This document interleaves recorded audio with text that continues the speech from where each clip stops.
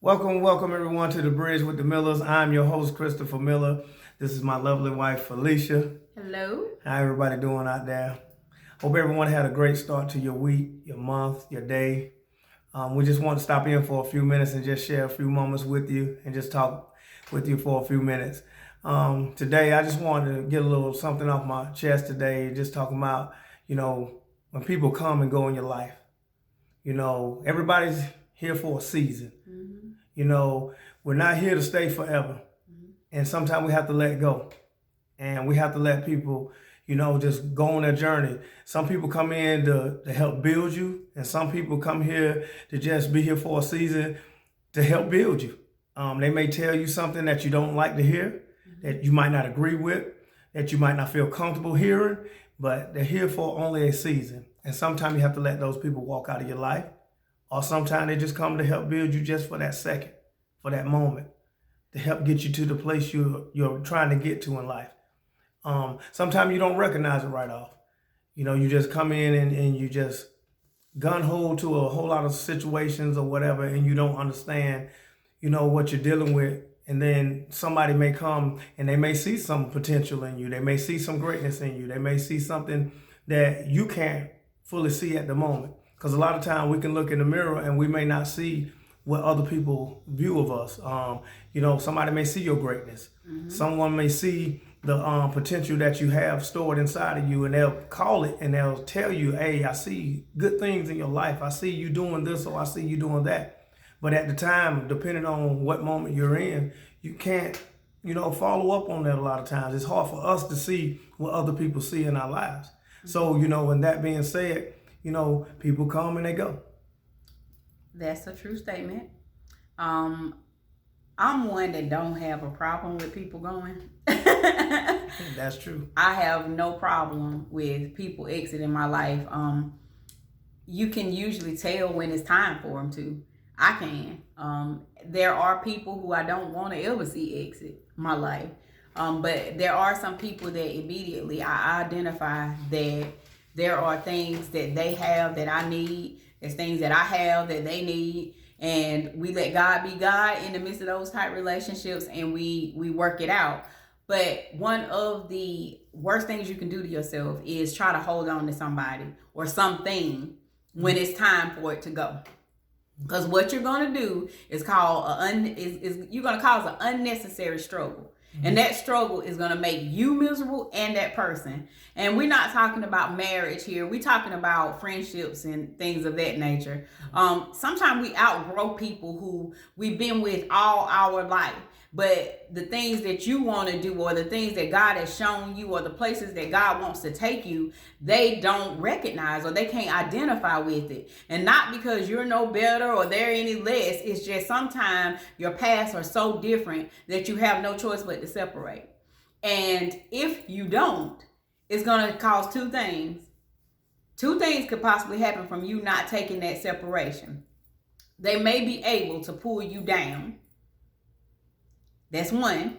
And the second is there may be a resistance to you in you, where when you try to, you're so surrounded by familiarity. You're so surrounded by what is coming. When you're trying to go to the next, or you're trying to elevate, or you're trying to tap into your purpose, you're around people who don't understand what God is doing, what God is saying. And it'll make you question what you're hearing God say to you. And some relationships are just that way. And we have relationships where that person has done nothing but poured into you. And sometimes God separates those because there's a time where that person can become your crutch. That person, before you pray, you can start going to them because you're so connected to their voice and you're so familiar with their sound that before I even pray, I'm gonna be like, well, this is what's going on in my life. And what they say could be very well intended. Whatever advice they give you can be very well intended, but it still may not be what God is wanting you to hear at that moment. Wow. So you have to be mindful of relationships and how you connect with people. And you have to be open to new. You have to be open to new. It's territories that are to be covered in your life, but they won't if you're so closed off to what is familiar to you, what you know to be right, what you know to be true, because there's so much more to life than what we are familiar with. Familiarity is really it cripples us. It does. It cripples us, and it keeps us in a place of not being able to grow, not being able to develop. What I know is very little, but I do know that there's a lot more out there to learn. And if I stay in the familiar with the same familiar people, I am handicapping myself. That's good. And you have to also recognize those people that are in your life, whatever season you're in your life. You got to recognize what they're there for. You can't just automatically think that everybody's for you, and you can't automatically assume that everybody's against you. But you do have to recognize why they're here, and how long they stay. That's completely up to you and God. You know, sometimes we hold on to people a little too long, and you know, we'll go through these fights and battles and think because I have a certain type of love for that person that I can't let them go. And sometimes you have to let them go. You know, no matter how much it hurts. Friends, family, whatever, you know, sometimes we hold on a little too tight. Sometimes we'll be loyal to people that's really not even loyal to us. Yes. And that's a big one on every level. You know, you have to recognize that you have people that, you know, they appear at some times in your life that they're down for the cause. They're down for everything that you got going on in your life. And then it just takes one blink of an eye, and then all of a sudden they're upset with you over something that you probably didn't even know. And boom, they're gone out of your life with no explanation. And sometimes you have to be ready to handle that. Yeah. You have to be ready to handle when they come to you or they just disappear out of your life, period. You know, we just hold on too long, and sometimes you just got to let it go. You got to develop who you are. You got to understand who you are. You got to be able to walk on that path on your own. And that's one of the reasons why I said, you know, people come and they go, and we hate it. We don't like it. It don't feel good. We get uncomfortable in certain situations because sometimes we get used to that bond, and we used to somebody, you know, when I'm down, somebody picking me up. But sometimes God will allow you to be in a place where you have to pick yourself up. Yeah. You have to go and study and research for yourself.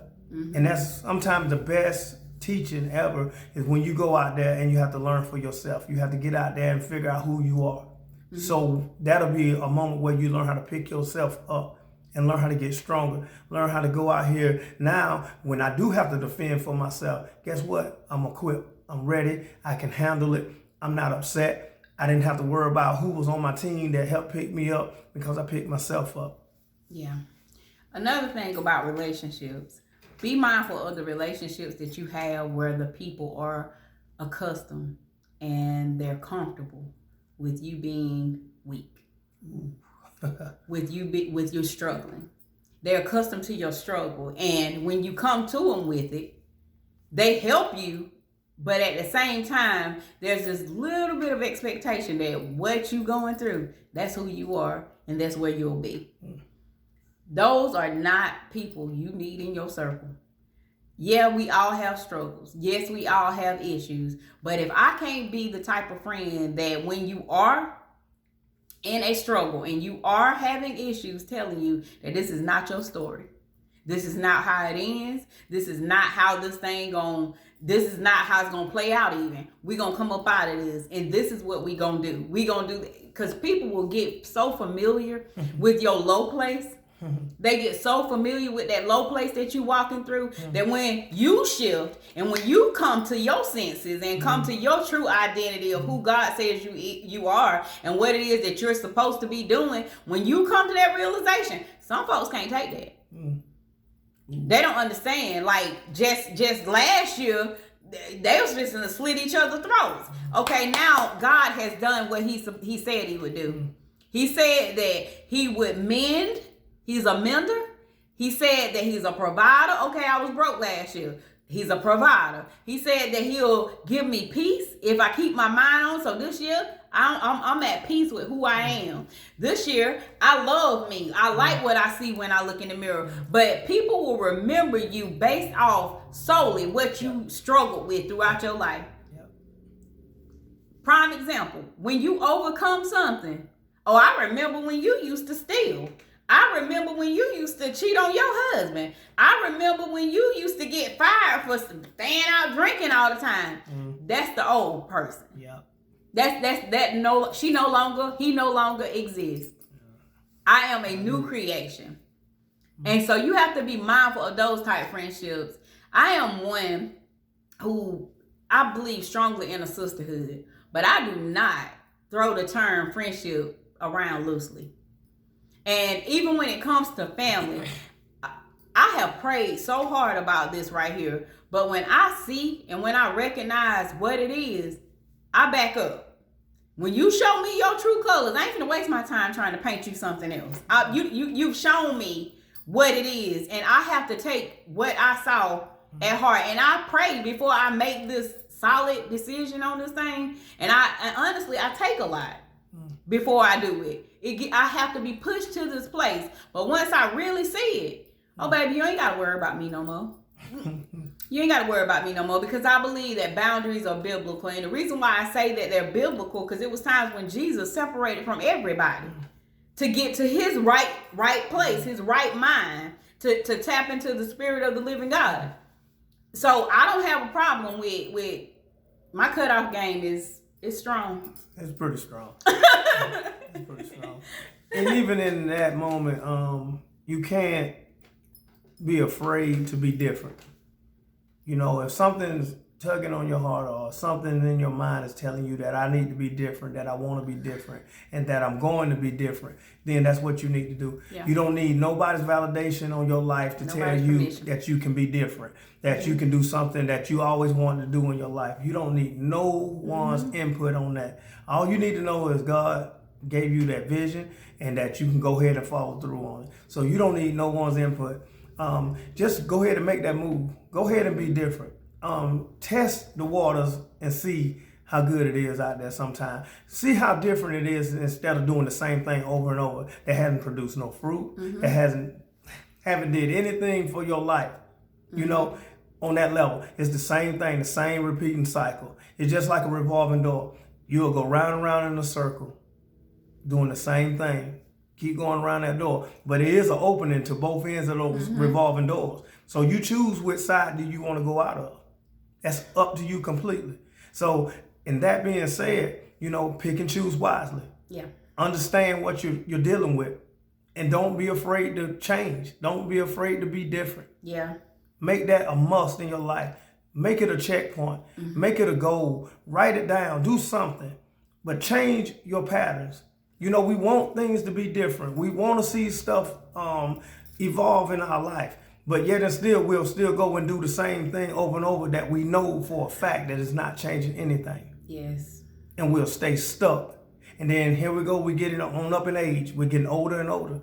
I was listening to something today, and the life expectancy is around 70 years old. And once you hit around 40, you already passed the halfway mark. Now think about that. You're almost halfway in the grave. And we have allowed ourselves to go through life and not accomplish none of our goals, not to accomplish none of the things that we set out to do in life that we said we were going to do 20 years ago. Yeah. And now we find ourselves frustrated. We're upset. We're immobile to a certain degree because we don't want to move now because I'm scared to fail. Yeah. And I'm going to stay stuck right here and not moving forward. And I'll allow my life to keep kind of crushing me to a certain degree to where I don't want to move. Yeah.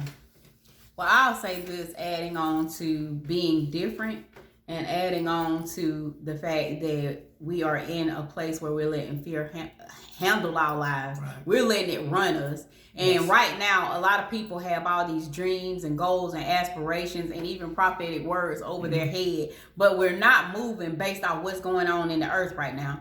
What is going on in the earth right now does not cancel or void God's promises.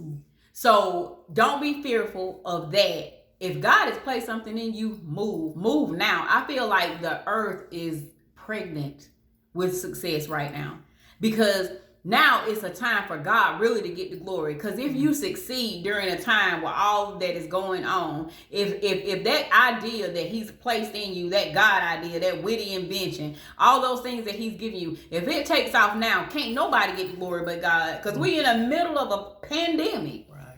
We're in the middle of a pandemic. So fear and relationships gotta go. Yeah. So you can get to your next. And one thing about your purpose and being who you are and being different, when he was talking about that, I had a situation happen to me today in the office, and the chief of police came in my office with a notepad, and he shut my office door, and he was like, "Can I talk to you for a minute?" And I'm sitting here like, what is going on? What did I do? That type of thing. And when he came in, he said, I need to interview you. I need to interview somebody who has a close walk with God. Now, mind you, I am not one that walks around. I'm Minister Felicia up in the police department. I am not one. I have people ask me to pray for them. It's all based off my character and my integrity and how I carry myself. But not that I'm out here, oh, I'm minister this and I don't do this and I don't talk to y'all and I don't do what you do. That's not how I live my life. I love all. I don't judge anybody because I am not a judge. I am not the judge. So I just live and I pray. My prayer is that God is seen in my daily life. By the way I walk, by the way I speak, by the way I work, by the way I handle people. I want God to be glorified. So he came in and he interviewed me, and some of the questions that he asked me, it blew my mind. But for him to interview me based off him saying that he sees God in me, it blessed me. But I'm different from everybody in there. I'm different. And I'm okay with being different. But one thing about being different, your gift makes room for you. My gift and Chris' gift are not the same. We're one, but he has some qualities and traits and characteristics that I do not possess.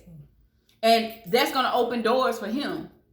But together, our gifts will open doors for us, equally together. But it's going to be some things, some opportunities that he's going to have that I won't be a part of.